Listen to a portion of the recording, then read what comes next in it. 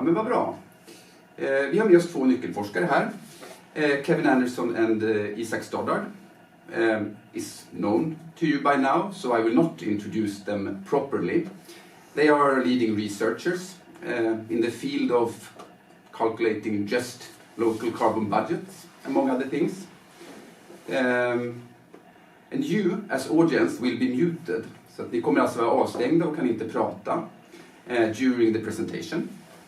But please feel free to use the chat icon, which I hope you can find somewhere, to put any questions at any time. Och ni behöver inte skriva på engelska, utan det går jättebra att prata och skriva på svenska. Och ja, jag blandar ju lite här som ni märker. Efter den här första timmen med Kevin och Isak så tar vi en kort kaffepaus. Och sen kommer vi tillbaks för en framåtblick tillsammans med er. Och vi vill från klimatsekretariatets sida då, jag och min kollega Einar Persson vill dela lite tankar och lyssna in er. Så vi har satt en knapp timme för det. Ja, och jag kommer också bevaka chatten här också. Så samlar vi upp frågorna längs med vägen. Toppen. Without further ado, I hand over to Kevin and Isak. Okay, well, straight over. Well, firstly, I apologise. This will be in English, and I will try to not rush through. I have a very bad habit of speaking very fast, but I'll try to control that preference today. So you have to share your slides. Oh yeah, it's not. Okay, I've already shown.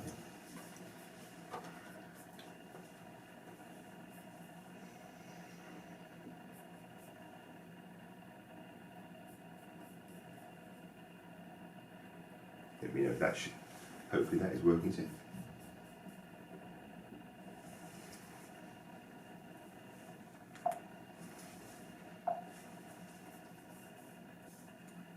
that working? Can you see those? Yes. Excellent. Okay, fine. So I'm going to just lay out how the carbon budgets have changed and we have updated them as a consequence, firstly, of the IPCC's latest report, Assessment Report 6, that came out last year. And obviously we're having the mitigation report from Working Group 3 of the IPCC is due out next week. So we've updated the reports on the basis, firstly, of the Assessment Report 6, which has the latest carbon budgets, and also, of course, we're in 2022, and the previous analysis we did was based on 2020.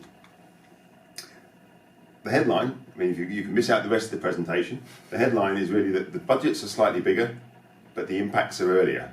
So we've had, you know, there's two things come together to say that we're still not in the wonderful place, really.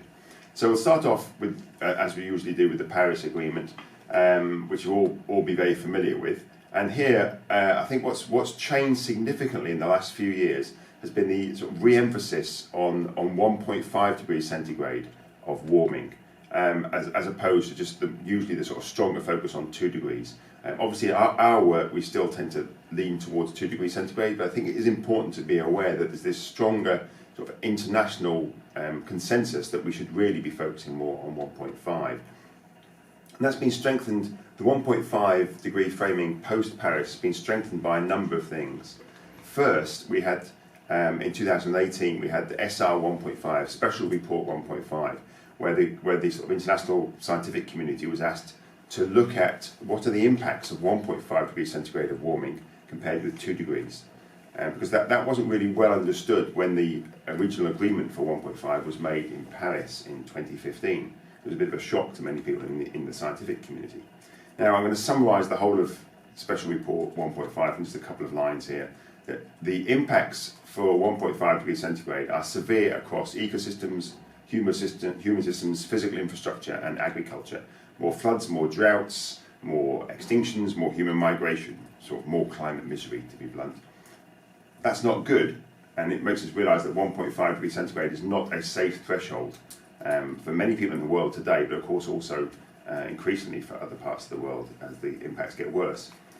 But nevertheless, 1.5 impacts are much less than those for 2 degrees centigrade. And what was important about that is to understand that very small differences in temperature make a very big difference in terms of impacts, which I think was an important finding from that report. Now, on the back of SR 1.5, and the commitment in Paris, there were lots of countries declared climate emergencies. So that sort of language is quite pervasive now across countries and indeed within companies and institutions sometimes. And then following on from this sort of declaration of climate emergencies and this slight move towards 1.5, we had the G7 communique from May of last year, May of 2021, where they wanted to strengthen again emphasis on 1.5.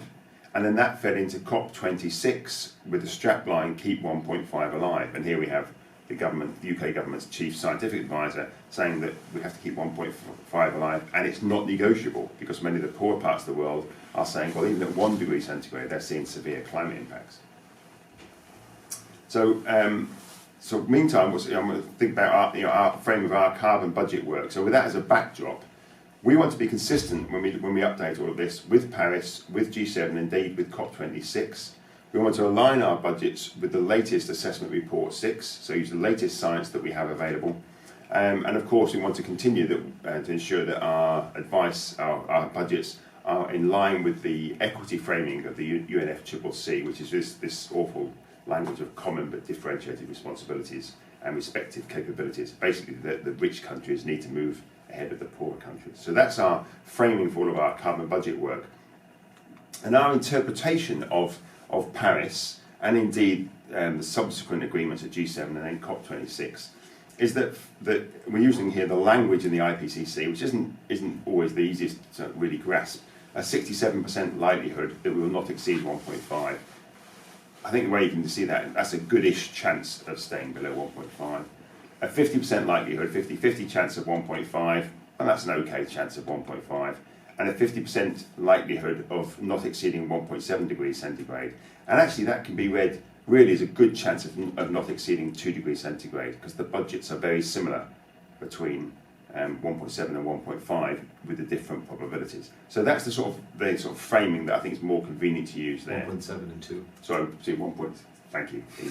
Yeah, the budgets are quite similar between a 50% chance of 1.7 and what's called an 83% chance of 2 degrees centigrade of not exceeding 2. So I'll come back to that in a minute anyway and clarify that. Our focus has still really been, in this particular piece of work, on this good chance of not exceeding 2 degrees centigrade. As I say, there are quite a lot of arguments to say we should aim more towards 1.5, but the budgets then get a lot tighter. I just wanted to add a sort of note here that developing nations have pushed very hard for this 1.5 framing. Because they're already, as has been pointed out to me a number of times, climate change is not a threat to them, it's a daily reality. And I think it is worth bearing in mind that other parts of the world who are at the forefront of suffering the impacts that we've imposed on them are actually asking us to go much further than we're doing here. So what does the latest science from AR6 tell us about 2 degrees centigrade framing? Well, these are the two reports, SR 1.5 and Assessment Report 6, that we've had quite recently.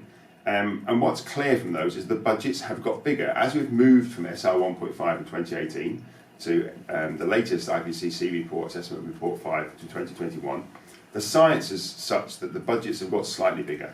And there are two reasons for this. Firstly, the feedbacks are more refined. So these sort of things that the language sometimes people use, things like tipping points, which is the feedbacks in the system. We have a better understanding of those today.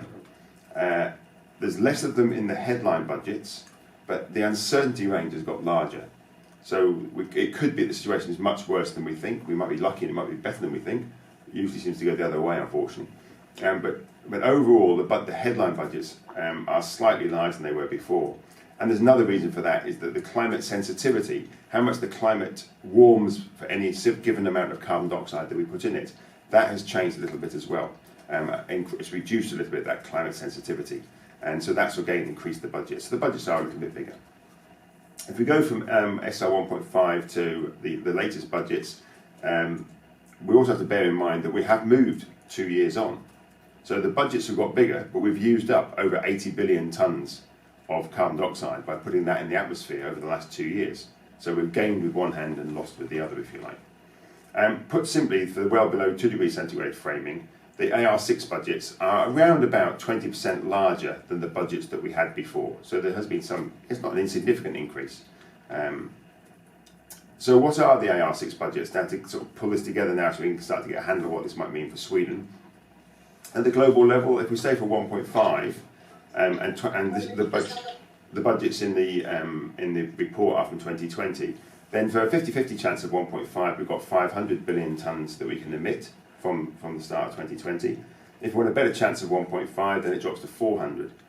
Our analysis, the actual sort of detailed analysis we do, is looking at 1.7 degrees and a 50-50 chance of that, and you can see here it gives you the number of 850 billion tonnes of carbon dioxide we can put in the atmosphere. And it's worth just showing here that that's actually very near the 2 degree C framing with a higher probability, which is 900 billion tonnes. So a 50 billion tonne difference, which is about 6% difference between the two. So in effect, what we're looking at with our analysis is a good chance of staying well below 2 degrees centigrade. As you can see, these budgets are very similar here. So we then have to update our budgets to 2022, so we've got the last 2 years of emissions, and then obviously bring it down to focus on energy only, which is our principal focus in our work.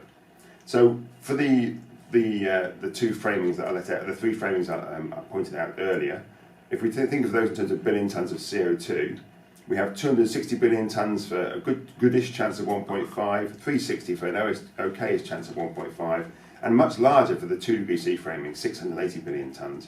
And for those that aren't directly familiar with these global numbers, just to give a feel for that, at current levels, that's important there, at current levels, that's 7 years for the first of those budgets, 10 years for the 50-50 chance of 1.5, and 18 years of current emissions for a good chance of not exceeding 2 degrees centigrade. To plot that graphically, now look how steep that curve is. This is the goodish chance of 1.5. I mean, it's just incredibly steep. Sort of globally, emissions are virtually zero by about 2035. If you go to a 50-50 chance of 1.5, you get a little bit of leeway, a few years, maybe 5 years or so, but not much more than that. And then if you go to 2 degrees centigrade, where the budget, as I just showed, was considerably larger, then you can see the curve here. Remember, this is a global curve. So this is not for Sweden. Sweden's shape is much steeper than that. This is at a global level, so it includes, of course, the poorer countries. So let's now look at the poorer countries. Let's take this and say, well, what does that mean for Sweden in the way that we've Isak and I and colleagues have done before, and say, well, what does Paris lay out for Sweden with the latest budgets? So firstly, what do we do with this extra 20%? How do we deal with the extra 20% that we suddenly find ourselves with, this extra budget? Well, provisionally, all we've done is increase the carbon budgets for every country by 20%. And you could argue that's a simple and easy way of dealing with it, but you could alternatively, of course, just allocate it out to the poorer parts of the world. They're the ones that are suffering climate change, and actually giving them a little bit longer to make the move away from fossil fuels may help them with development. But nevertheless, for our case here, we've simply just split that 20% between all the countries of the world. And then we get now the headline carbon budgets for Sweden. This is for energy only from 2022.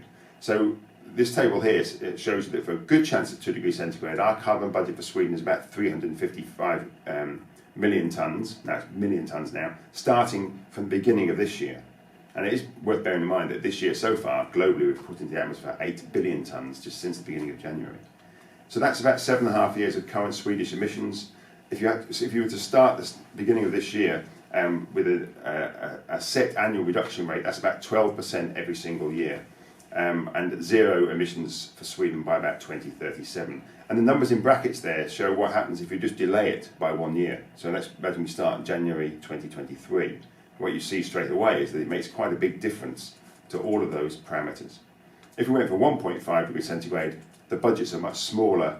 3.5 years of current Swedish emissions that we use at the budget, 21% per annum, and 2029 would be zero emission state for Sweden. So incredibly challenging. Both of these are very challenging, but obviously 1.5 even more so. So once you've got the budgets for Sweden, it's then really that the fun begins when you start to say, well, okay, how do we then hand those budgets out to all of the different regions and communa in Sweden? And on that note, I will hand over to my colleague, Isak. Thanks, Kevin. So I get all the fun, I guess. But no, just to say, these slides that I'm going to show now are quite provisional, and they're also just like the ones that Kevin showed as well. I mean, this is kind of a constant process of iteration of figuring out how to allocate a global budget down to the national level and then down to the local level and regional level. And we're sort of, I mean, it's research in progress very much. I guess this idea of downscaling budgets has been around for some time. I mean, I know that the United Kingdom, for example, has had a carbon budget, even though it's too big, according to you. It's been around since 2008. But here in Sweden, I guess this really started 5 years ago now, more or less. So I guess all of you that are part of this webinar as well are part of that process of figuring out how to do this. And it's not easy, of course. So there are a number of challenges with downscaling national carbon budgets. I just wanted to point to three, I guess, areas that we're currently exploring together with Klimatsekretariatet and other researchers and other civil servants and civil society, and how to think about and how to allocate a finite national budget down to local levels. And these are things I think many of you are very aware of and already thinking about. So in some sense, there's many experts on these questions. But here are three things that we sort of are currently grappling with and thinking about. And some of these issues, I mean, the reports that you're releasing, I think, next week, or that is being published next week for many of you that take part in this as well. Some of these issues obviously have there's been decisions made around these sort of issues, but it's a work in progress in some ways. So these are three issues that we're working on also in our current research project, thinking about the land level. So länsstyrelsenivån, regionnivån, and we're having a workshop actually this afternoon with a number of people that are coming here to Uppsala physically and also some online, where we'll explore these three issues. And they are, the first one is this idea of, are there some emissions within a country that are better treated as national overheads rather than being allocated out to every region or every land in the country? And two of the ones that we're thinking about it in terms of this is the fact that some kommuner, some land have very large emissions coming from point sources, so single sources, so heavy industry. And there's also the question of international transport, both from shipping and from aviation, where one could argue that this should either be allocated down to the local level and distributed in some way, or we should keep this as a national overhead, and it should be treated through, mainly through national regulation. Since, so the question is, where are the most levers for these sort of emissions? So that's one sort of area where we're thinking about, is it more appropriate to have these at the local level or at the national level? What are the pros and cons of these two approaches? The second issue that we're looking a lot at, and I guess I should go, the second issue, I'll go a bit quicker here because I'm going to show a few examples here as well. Second issue that we're looking at is the question of equity. And I think Anders will come back to this as well in your Q&A. So what are considerations of equity that we should take into consideration when we're trying to divide a national carbon budget? And the third issue that we're grappling with and thinking about is the tricky question of domestic transport emissions. So all the emissions that aren't international shipping and aviation. So that's passenger cars, it's trucks, it's light trucks, it's buses, it's mopeds, etc., etc. And there's some issues there with the data, how it's being collected, of course, as well. And I'm sure that many of you are aware of that in terms of how, what sort of data is available, but also what is a reasonable way to attribute the responsibility of transport emissions when it's about transporting goods, services, materials across geographical, jurisdictional boundaries. So just very quick on each one of these. This is also very much research in progress, and it's not anything that this is more sort of a heuristic, you could say, or sort of way of showing how one can think about these sort of issues. So this graph right here shows 4 different trajectories, and the one that Kevin just shared with you, if you take the Swedish carbon budget and you take the, what did you call it, a goodish chance of 2 degrees C? There's a good chance. A good chance of 2 degrees C. Then for all Sweden's regions, if you take away the international aviation and shipping, and you take away the industrial, the most heavy industrial polluters in Sweden, that are responsible for 80% of the industrial emissions, then you would have to follow, if you're considering sort of linear mitigation rates, so a straight line rather than the exponential curves that we often see, you would have to follow each region in Sweden, or each land would have to follow this emissions trajectory here, following one. But if we then say that we allocate the national industrial emissions, the most biggest polluters to the national level, but then those emitters don't follow our recommendations of decreasing emissions by 12 to 15% per year, but they actually follow current, and this would make the carbon budget challenge for the land and in extension also the community also that much more challenging. So we would have to follow this steeper line. If international aviation and shipping followed current trends and current policy that exist, we would see an even, but the industry would follow our recommendations. You would see still an increased challenge for the regions in Sweden and the land and the community. And then if both the industry and international aviation and shipping didn't follow our sort of carbon budget logic, but just continued as with current policies, then you would actually you would see the carbon budget for land and community basically disappearing.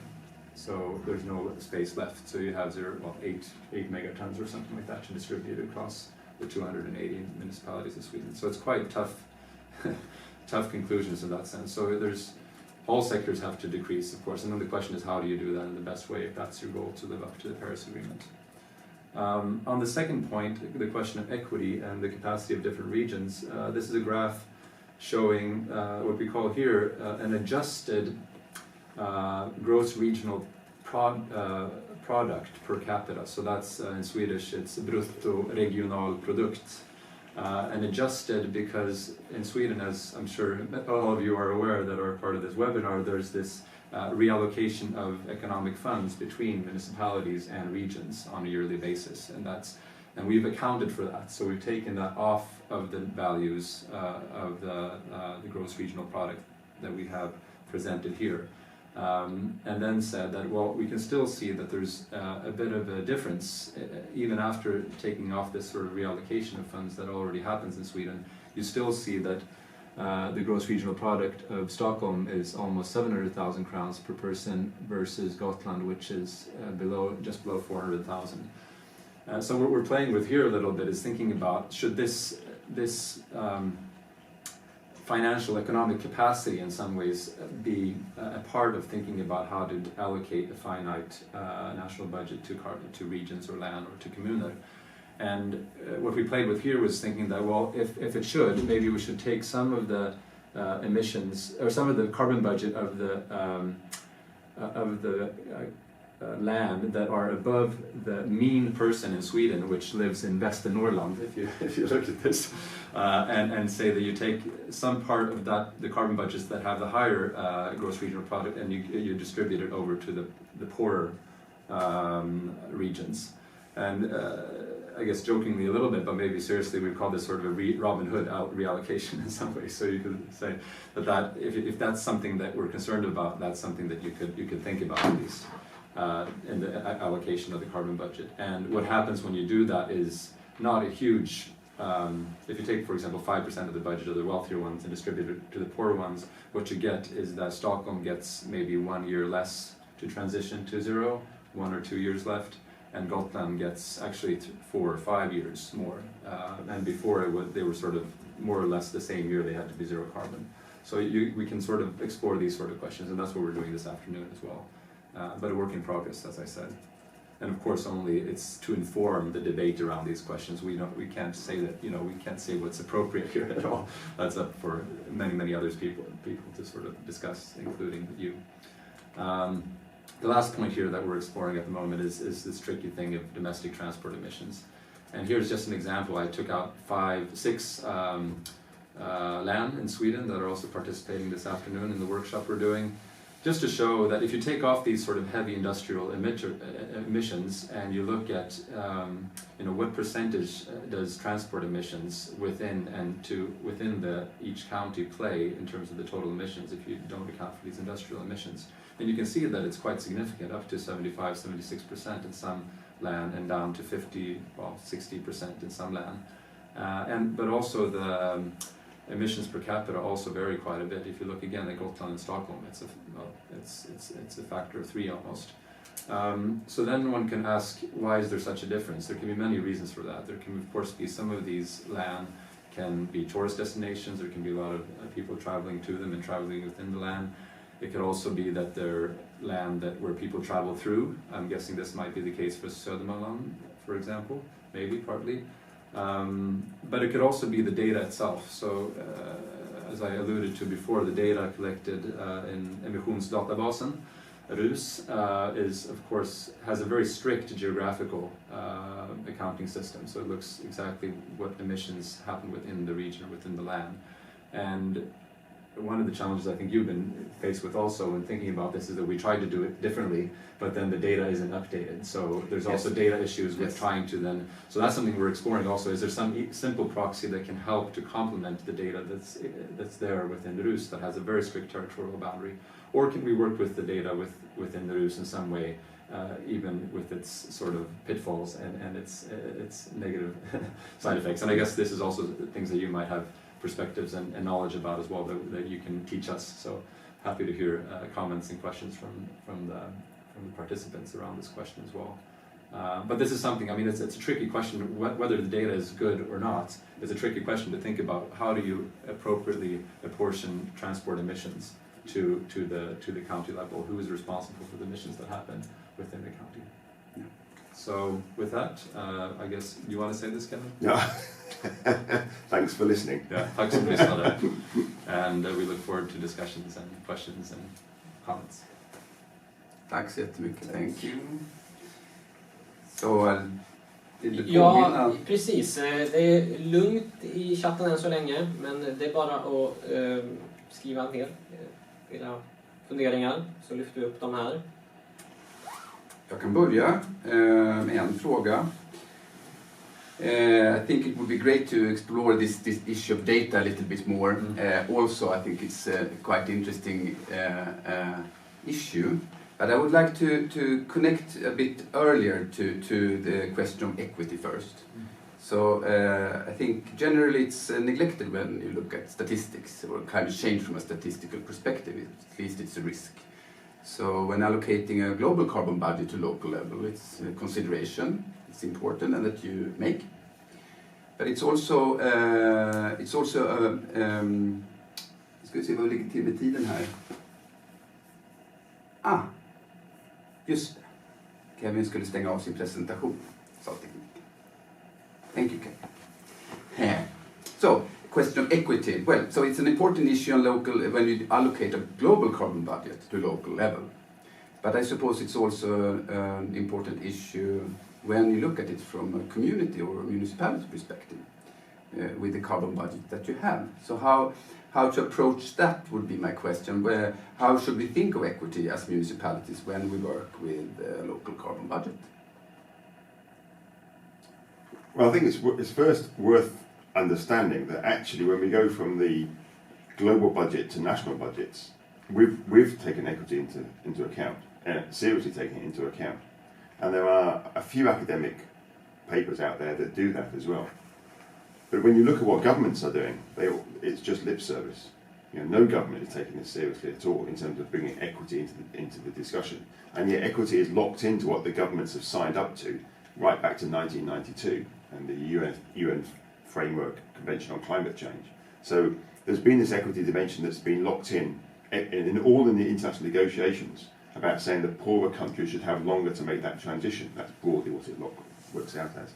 But no country is taking that seriously in the wealthy parts of the world. But the same arguments, I think, hold then within a country. And coming from a country like the UK, which is very, very uneven, much more uneven than Sweden, you can really see how those arguments are really key within a country. But in Sweden, as Isak points out there's some significant difference in capacity between some of the, it's hard to call them poorer, but the less well-off regions in Sweden and the much wealthier regions. And if Sweden is going to make these incredibly challenging adjustments to its energy system, it's going to have to do those very rapidly, and there will be considerable financial costs to that. And so it does seem reasonable that burden is more evenly spread across, as we call it in the language in the UK, people with the big shoulders, they should take the bigger proportion of that financial burden rather than putting it onto some of the poorer parts of Sweden. And so it does seem to be a key factor in delivering change here. And the differences are still quite significant between the very wealthy land in Sweden and the sort of, even just the average, there's still quite a big difference between there. I mean, almost a factor of two, isn't it? It's not far off between the poorest and the wealthiest, which is an important financial consideration. Should you also look within, so you can look at different regions or municipalities, should you also focus within the municipality? Yeah, I mean, this is, each time you downscale, lots more questions arise. And to me, yes, it would seem sensible to do that, very sensible to do that. You're going to have some communities who are much poorer than others within any given land or region. And yes, that's something that should be taken into consideration. But my personal view on this often is that once you get down to a level like a land or a region, I rather hope that the people who are in that level, at that level of government, have a good understanding of the community within their region, and it would be their job to see how it would be best to allocate that out. Because the boundary issues get more and more complicated.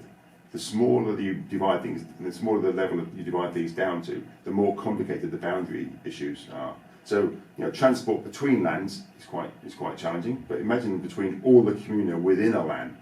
I mean, you probably find that people are regularly just crossing boundaries within a land. Yeah, but there is one aspect of doing it like the mathematical chopping up the budget, but I guess maybe Anders is also asking if there are any insights, like knowing that we have this limited budget, if there are any, if it changes how we should think about in the municipality, how we can, what do we do with this? Within the municipality? Yeah. Within the municipality, not within the region, not within the land, within the municipality, within the community.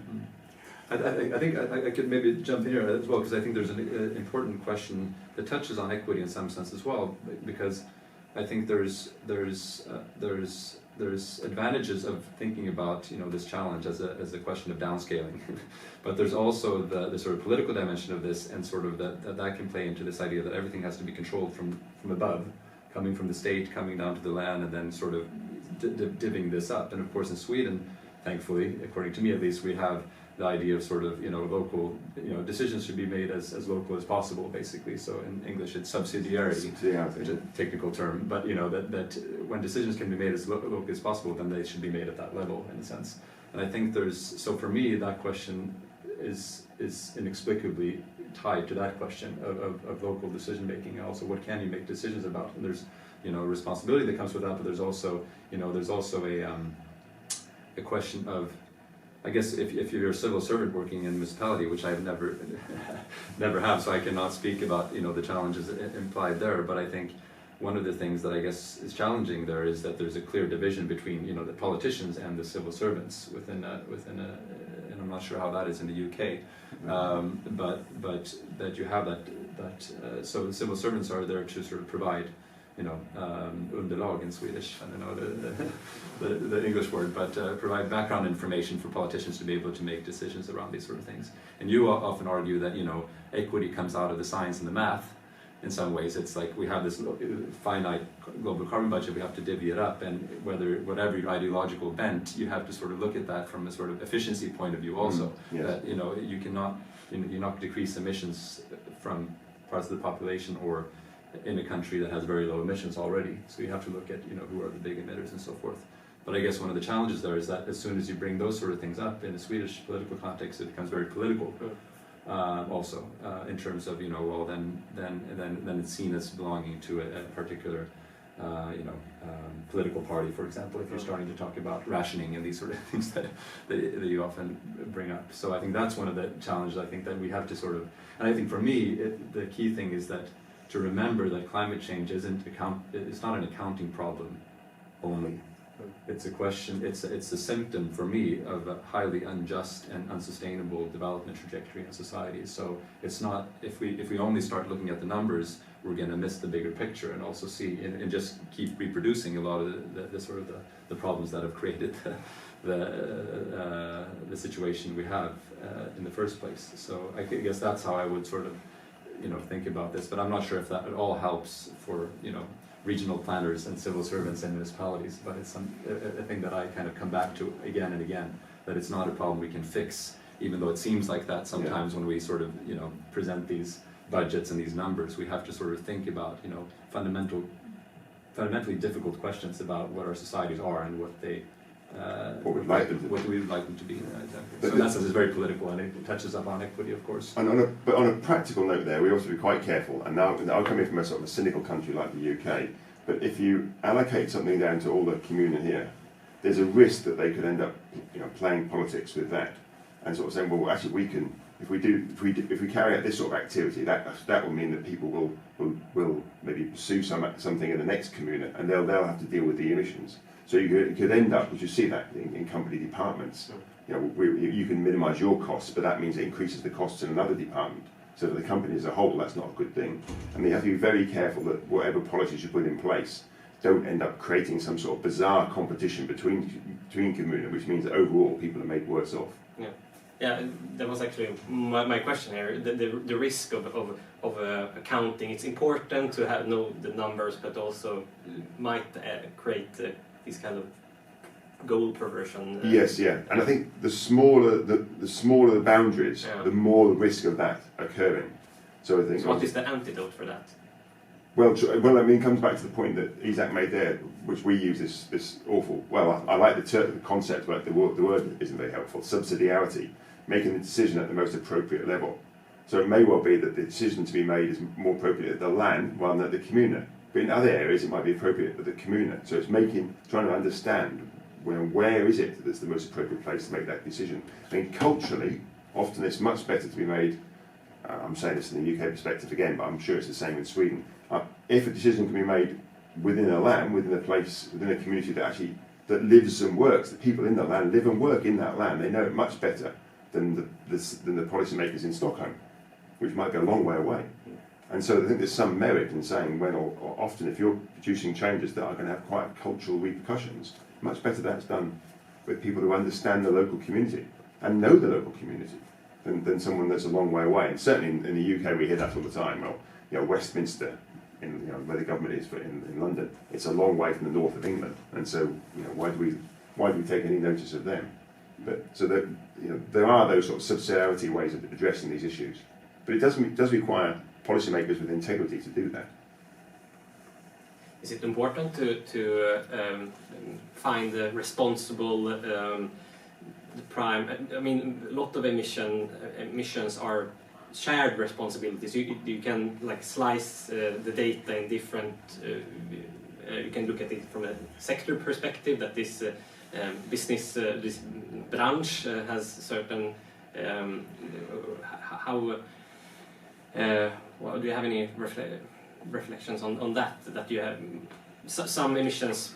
There might be shared responsibilities. Yeah, but that's our concern with the transport ones. Yeah. Is that obviously you can be driving across, even if you stay in the land, you can be driving across lots of different commune, but you might be crossing land boundaries as well. Yeah. So and you might be leaving your home to go and do the shopping in another land even, and then coming back. Well, okay, you shop in the other land, which is good employment and the people in the shop working over there, but you bring the goods back to your land, which is a benefit to you.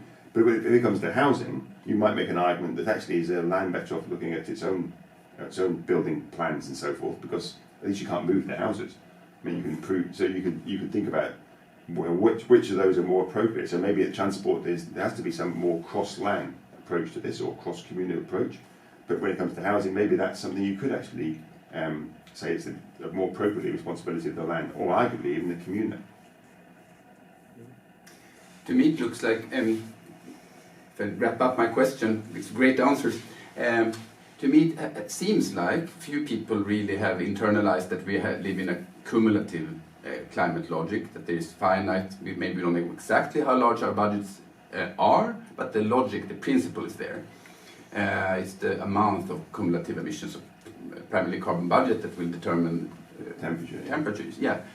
So if you really accept that thought, that you have a limited budget as a community or municipality, and then we are moving towards a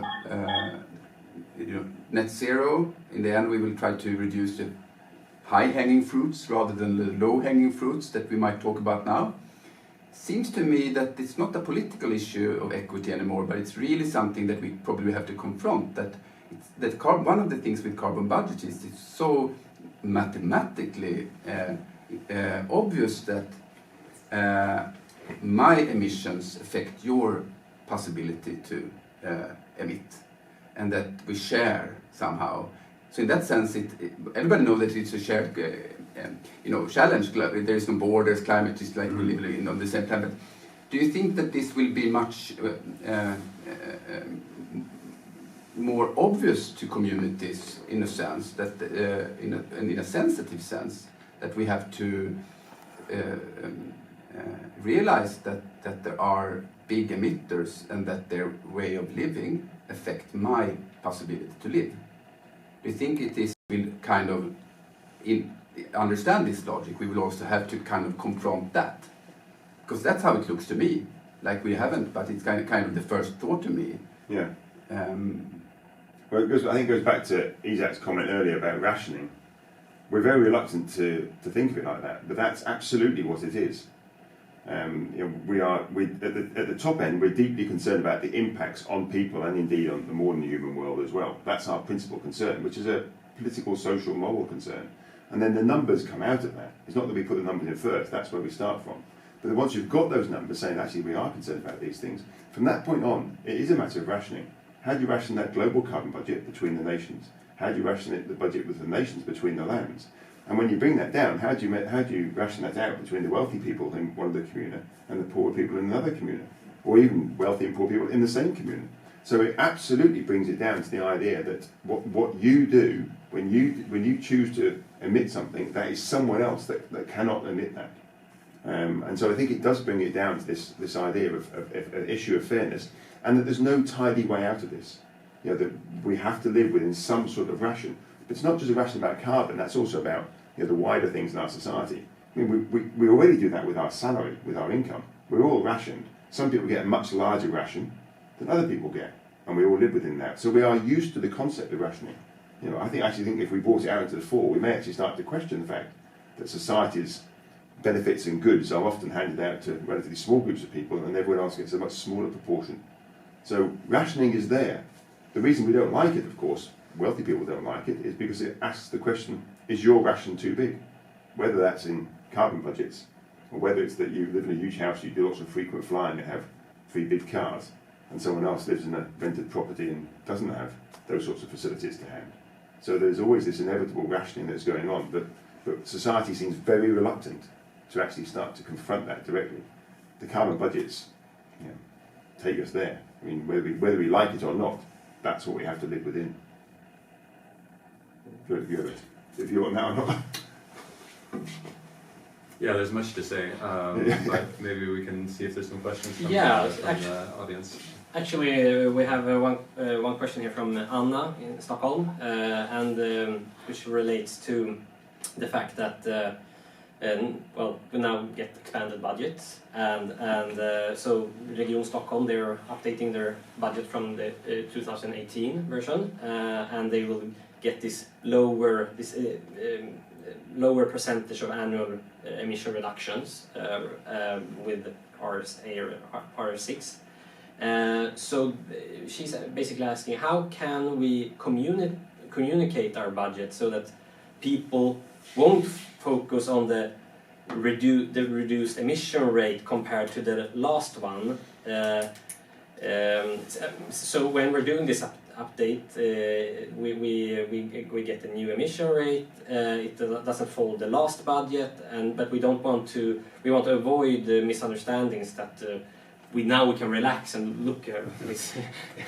So do you have any advice on how to communicate this without creating a hooray? Well, first of all, I would say, I mean, this goes back to Kevin's presentation, so he can fill in much more about this. But I think, first to say, I mean, the first thing is that I think 12 to 15% annual emissions reductions is not is not straightforward. We haven't seen anybody do that yet, even during the last few years. I mean, over a long period of time, at the local level, at the national level, in sort of wealthy industrialized countries at least. So I think that's, I mean, it's hugely challenging as it is. Yeah, exactly. And I think I don't know what sort of the 2018 budget, what it exactly landed in, but was it the 16% per year? Yeah, something like that. But I think this is not an exact science in that sense in any way. This is indicative of the scope of the challenge. And I think if you look at most regions, countries, they're decreasing emissions by maximum a few percent per year if you include international aviation and shipping. So I mean, that to go from that to over 10% per annum is a huge leap of thinking. It's a completely different way of approaching this question. So I think that's good to remember, to not get stuck in the numbers exactly and say, oh, they're a bit bigger or a bit smaller. It's what they convey is very much the same. Then if you of course go up, if you wait a few years and you go up to 20% per annum or plus, then that's another sort of phase shift, or I mean, somehow it becomes something even different. But I think. I understand from a sort of communication perspective, I would say that this idea of annual emissions reduction, that's something that sort of has come out of our collective work and thinking about this, and that is one way of communicating a finite carbon budget and how that is to be sort of the pathway basically. But there's many other ways of thinking about this as well that we might have to sort of explore as well, that can sense something else. So we tried not only that number. No, we try to do this with the 0 year. So let's say we don't have a sort of annual emissions reduction which gives a curve like a half a U exponential decrease, but you have a linear mitigation.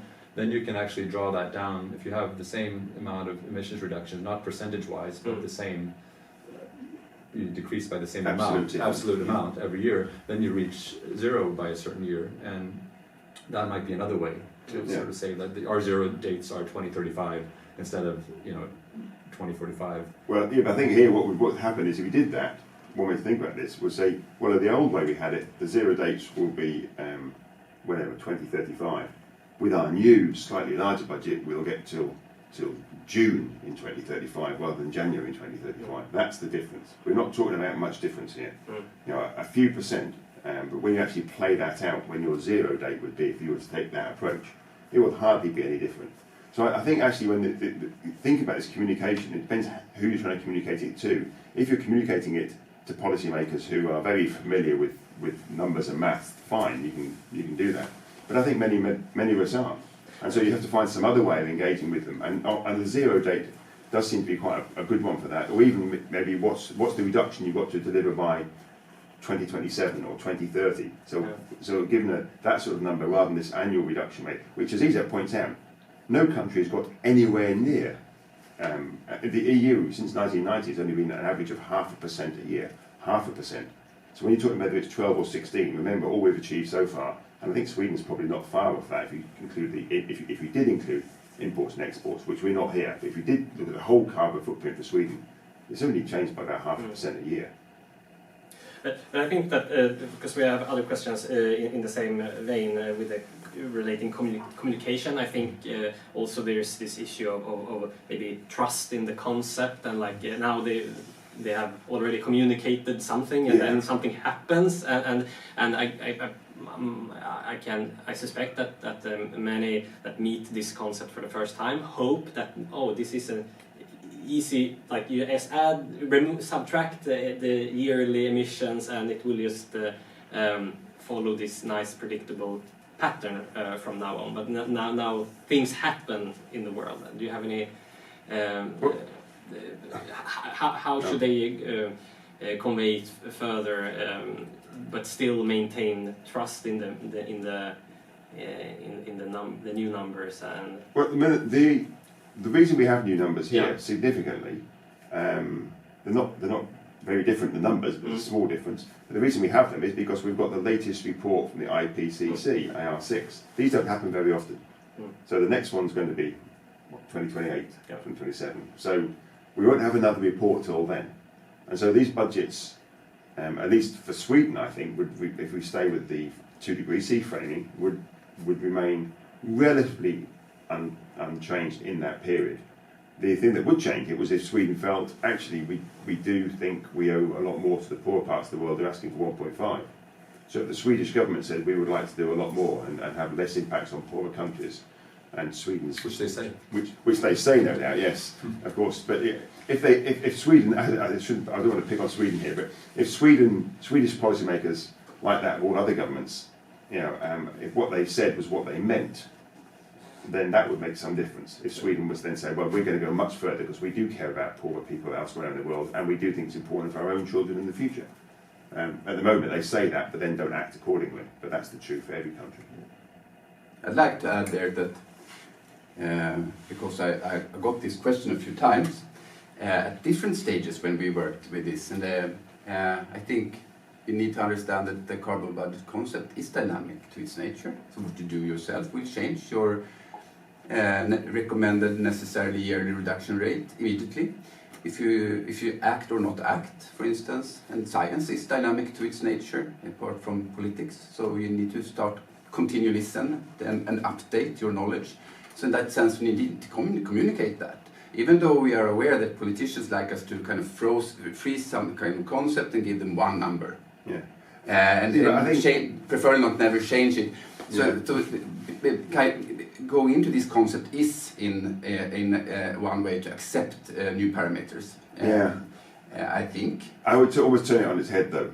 I think it's almost irrelevant what the changes in the numbers are from our end, because they're very small. The biggest change is whether the policymakers deliver on their reductions each year. So if they fail one year, the difference, what that means the following year, is completely, it's far larger than the differences we're talking about here. So you could almost say, well, you've got this fixed number, you've got this budget you've got to stay in. It might get a bit larger, it might get a bit smaller. The biggest change to you is whether you actually act on it. And if you don't act one year, the reduction rate the following year gets much bigger. If you don't act for 2 or 3 years in a row, then the reduction rate gets incredibly fast. And so that's the biggest change to this and happen to their sort of policy framework, is one that they have control over, not really wait for the science. I think that's. Would you? Do we have more questions? We should probably. We have 7 minutes. Yeah. Well, we need some break also. But I just want to ask, how does it feel for you? You're scientists and you're doing research, but now you create ripples, and how does it? This is like a sports journalist question. How does it feel to see that this concept actually spreads and it puts into practice? I think for me, what I've liked about the carbon budget framing, and increasingly what's been happening in Sweden and indeed in the UK, is it's taken some of the control away from national governments and saying, actually, well, there's a responsibility here for local governments. And national governments, to be blunt, have done very little about climate change. And that's true for Sweden and the UK, both countries which I have some familiarity with. If we relied on national governments, we would fail. And so here, effectively, what we're doing is saying, well, let's go to our local governments. And actually there, we are seeing greater changes. I think, by and large, we're seeing much more leadership, still not in anywhere near in line with the commitments that we've made on, say, 1.5 or 2 degrees centigrade. But nevertheless, the changes that that people are trying to drive through are much greater from the local, the regional level than they are from the national level. And that's true in the UK, and it seems to me to be true in Sweden, where, I mean, the UK government is very good on rhetoric, but it's not driving any change. But there's lots of local mayors and local politicians that are trying to drive a much more rapid change than the government is suggesting. And that's to me, that's a progressive thing. That's actually bringing these issues down to a sort of more sort of democratic level, if you like. So I guess I could respond slightly differently. I agree with the things that Kevin said, but just to add also, I mean, part of my research, or part of I'm pursuing a PhD at the moment, so I'm not a researcher. Kevin would disagree, but I'm not sort of a haven't finished my education to become a researcher yet, so I'm still working very much in a sort of experimental mode, I guess, until I get my little diploma.